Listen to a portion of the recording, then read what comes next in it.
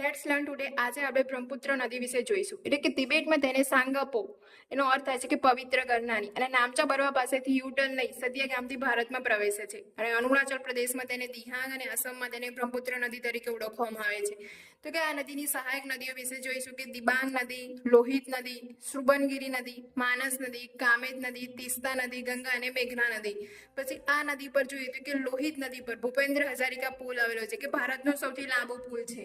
એ જ રીતે જોઈએ તો કે આસામમાં માસુલી, કે જે ભારતનો સૌથી મોટો નદીય દ્વીપ છે. તો કે બ્રહ્મપુત્ર નદીને પુરુષવાચક નામ ધરાવે છે. કે આ નદીની લંબાઈની વાત કરીએ તો કે 2900 કિલોમીટર છે, અને ભારતમાં તેની લંબાઈ જોઈએ તો કે 916 કિલોમીટર છે. તો કે બ્રહ્મપુત્ર નદી 3 દેશો સાથે સરહદ ધરાવે છે, અને આ નદીને લાલ નદી તરીકે પણ ઓળખવામાં આવે છે, કારણ કે આસામની લાલ માટીને કારણે આનું પાણી લાલાશ ધરાવતું હોય છે. તો કે આ નદીના કિનારે જોઈએ તો કે ગુવાહાટી અને દિબ્રુગઢ જેવા શહેરો પણ આવેલા છે. આ નદી એક ગુફિત નદીનું